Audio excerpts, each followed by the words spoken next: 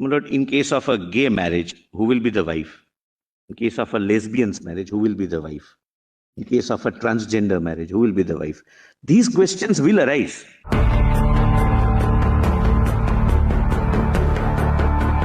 But kindly visualize a situation after 5 years down the line, based on this very thing, that from the beginning, I am attracted to those persons who are mentioned in the degrees of prohibited relationship.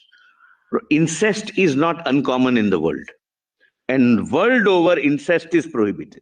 That I am attracted to my sister. I get, we are consenting adults. We are entering into activities within the privacy, and we claim our right of autonomy, our right of choice, and our right of doing something in private domain. Based on that very argument, my lord, I'm posing a question to myself. Can someone not challenge this definition itself? Why this restriction? Who are you to decide with whom I have my sexual orientation? It may be, my lord, a little far-fetched. That would be far-fetched. Lord, we used to obviously treat, a reasonable restriction. You can't have. We used to treat even this as far-fetched. But you know, Mr. Solicitor, sexual orientation or your autonomy as an individual can never be exercised. All aspects of marriage, including the entry into marriage, the prohibited relationships, the grounds on which marriage can be dissolved, these are all subject to regulation by law. Full blood, definition of full blood and half blood. Two persons are said to be related to each other by full blood when they are descended from a common ancestor, that is male, because the next word is by the same wife, and by half blood when they are descended from a common ancestor but by different wives. We can never reconcile this provision because it says biologically one man has given birth to a child through a biological woman. That's what they say. Number two, Lord, marriage between lesbians. This provision will be redundant because she can't have, Lord, full blood. Even if, Lord, there is a child from artificial insemination, it would not be a full blood child. So merely changing man and woman into persons will make many provisions not reconcilable at all. Lord, Indian Succession Act undisputably applies to all except Hindus.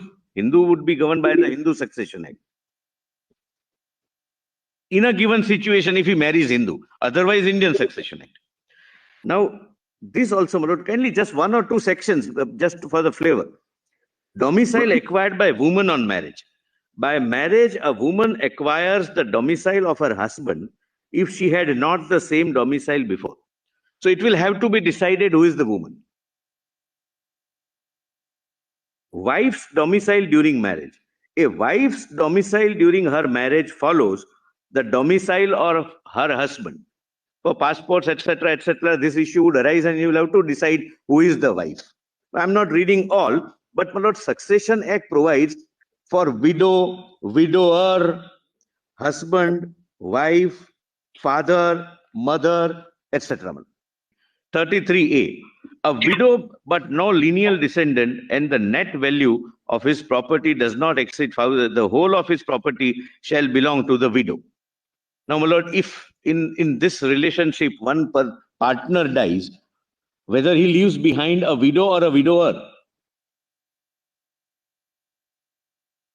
then, my lord, your lordships may see 43 at the foot.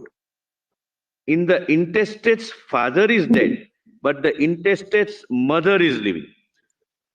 Now, my lord, next generation.